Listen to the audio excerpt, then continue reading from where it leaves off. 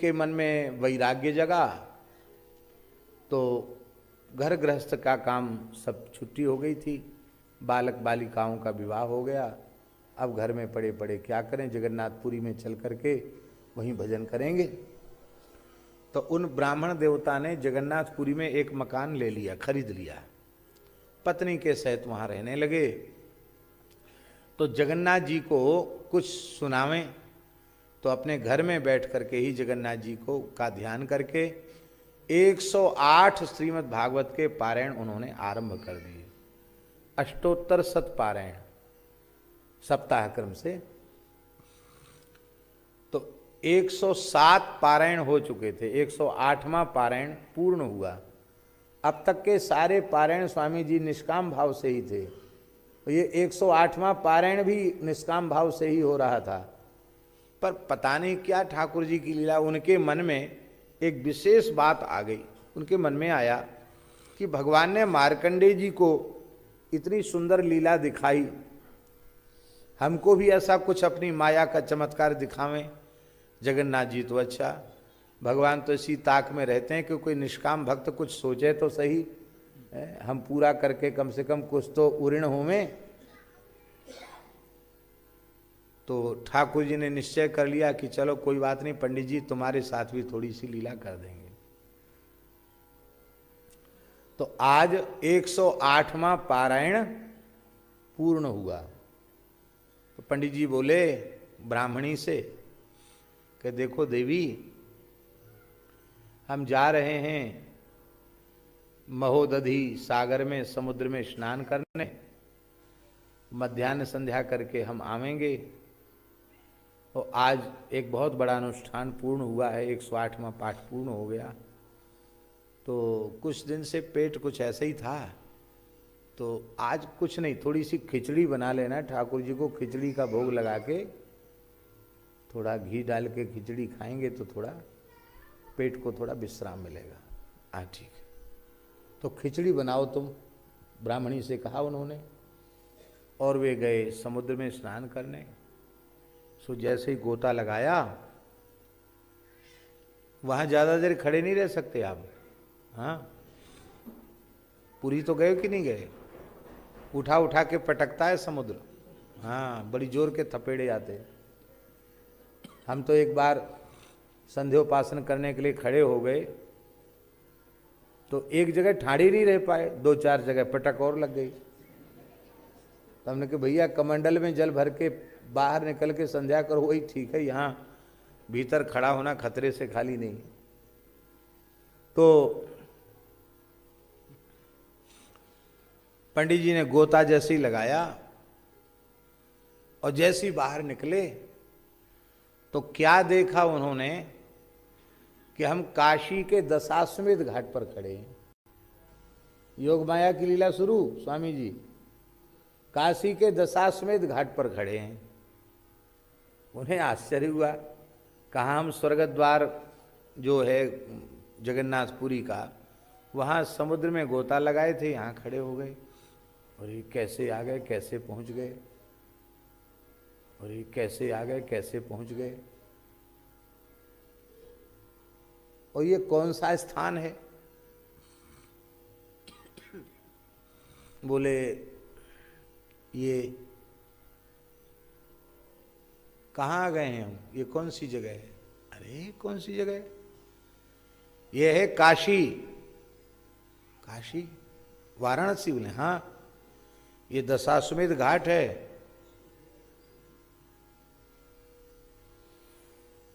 तो हम तो जगन्नाथपुरी में थे, वहाँ स्नान कर रहे थे, यहाँ कैसे आ गए। तो लोगों ने ये पागल हो गए, दिमाग फिर गया इनका, हंसने लगे लोग। अब ये खड़े ऐसे विद्वान पंडित जी। तब तक एक ब्राह्मण देवता वहाँ आए, उन्होंने भी गंगा स्नान किया, मध्याह्न संध्या किया। बोले ब्राह्मण बेचारा दुखी लगता है, कहा चलो हमारे संग चलो। उनके संग चले गए।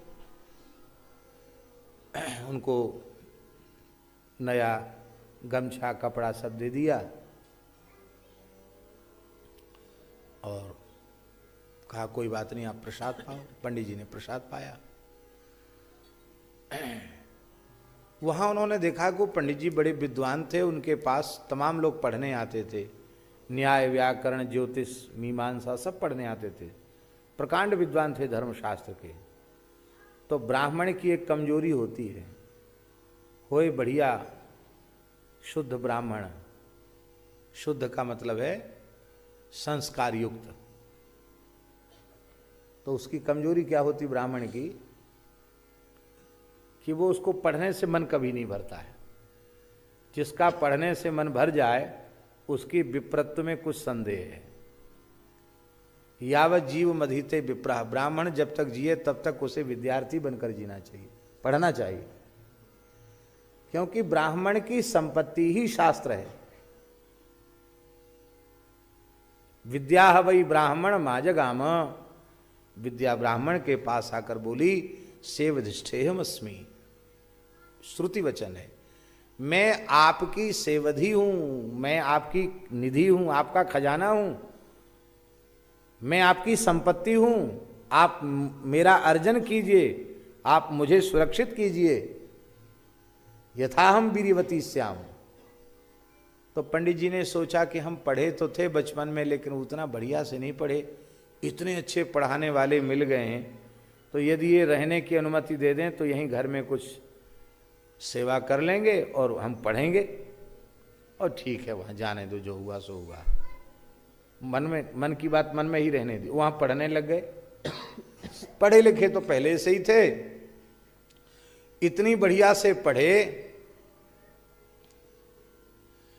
कि 10-12 वर्ष, 12 वर्ष पढ़े महाराज जी वहाँ। 12 वर्ष में बहुत अच्छे प्रकांड पंडित हो गए। और वे ब्राह्मण देवता बोले कि देखो मेरी एक ही बेटी है और कोई संतति है नहीं, और तुम्हारे जैसा सदाचारी ब्राह्मण कोई मिलेगा नहीं, तो अब मुझे चिंता से मुक्त कर दो, मेरी बेटी से ब्याह कर लो, और तुम्हें कोई दोष नहीं लगेगा क्योंकि मेरी आज्ञा है, और मेरी सेवा करो, पुत्री भी हमसे दूर नहीं जाएगी, और हमारा शरीर पूरा हो जाए तो हमारा संस्कार कर देना, और सारा श्राद्ध आदि सब बढ़िया से करके, और फिर यहीं रहकर आप पढ़ाना। बोले ठीक है।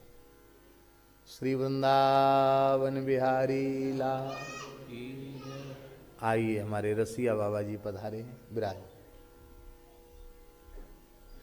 जय हो।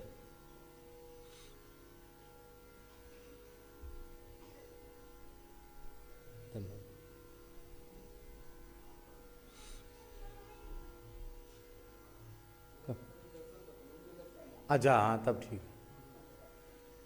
श्री वृंदावन बिहारी लाल की। तो 10-12 साल पढ़े महाराज जी वो, और पंडित जी पधार गए, उनका सब संस्कार भी हो गया, गुरुकुल में पढ़ाने भी लग गए, घर का ही नहीं, वहां नहीं, वहां ऊपर बैठो कुर्सी, घर का ही गुरुकुल था, तो पढ़ाने लग गए। अब मन में सोचते जरूर थे कि मेरी ब्राह्मणी थी, अब इस उम्र में भी विवाह हो गया, फिर भी शरीर तो ठीक ठाक है, वहाँ भी कई बच्चे हो गए, हाँ पुत्र पुत्रियाँ हो गई, वो भी सब संस्कार उनके हो गए। मन में सोचते थे कि हम किसी से कहेंगे तो लोग हमको पागल समझेंगे, तो मन में सोचते रहते थे, कहते किसी से नहीं थे।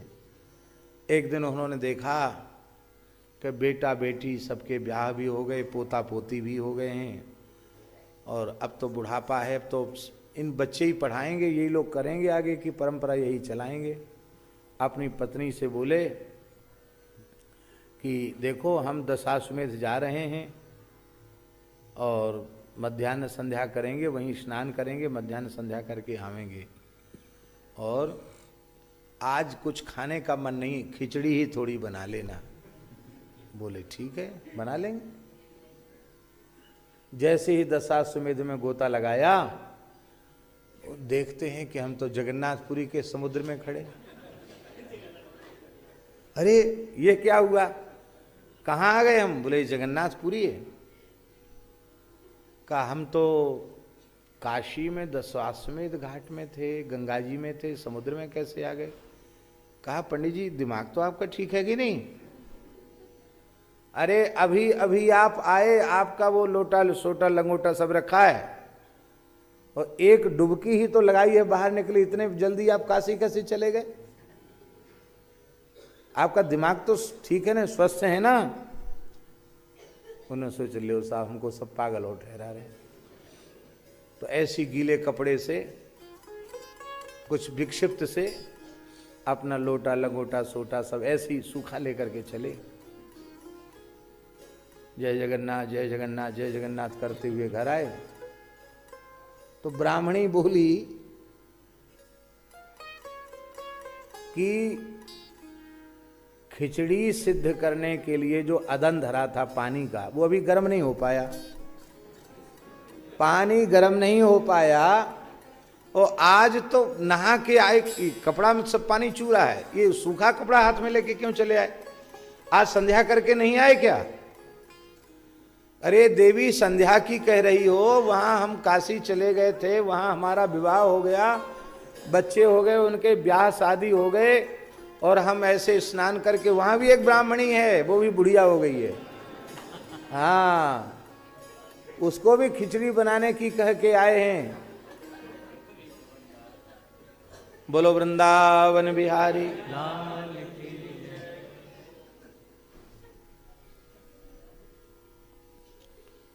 तो ब्राह्मणी सोच गई कि जरूर कुछ ना कुछ अस्वस्थ हैं, इनके दिमाग में कुछ। बोले कोई बात नहीं, आप जो है ना, आप कपड़े बदलवाए, आप थोड़ा विश्राम कर लो, कुछ खा लो, ऐसे नहीं, सो जाओ आप, लगता है आपका दिमाग ठीक नहीं। अरे सब लोग कहते हैं मैं पागल हूं। पागल कहां से हूं मैं?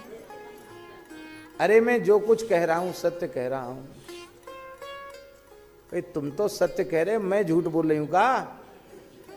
अदन धर्यो जो हो खिचड़ी के ताहे, वो अभी तक गर्म नहीं भयो और तुम चले आए और कहे हमारा सब गृहस्थी उजड़ गई। अब वो घबराए कि ये हुआ क्या, ये झूठ की हम झूठ की, सत्य असत्य क्या है? हे जगन्नाथ हे जगन्नाथ हे जगन्नाथ, अब हम आपकी शरण में हैं, कृपा करो। जगन्नाथ जी प्रकट हो गए। बोले ब्राह्मण निश्चिंत रहो, आपने सोचा था ना कि हम थोड़ी माया देखना चाहते हैं, हमने थोड़ा सा एक चुटकी बजाने में माया का खेल दिखा दिया, शांत हो जाओ। तब जाके ब्राह्मण देवता ठंडे हुए। इसलिए भगवान की लीलाओं के श्रवण के काल में कभी भी तर्क कुतर्क नहीं करना चाहिए, संदेह नहीं करना चाहिए, क्योंकि यह किसी साधारण की लीला नहीं है,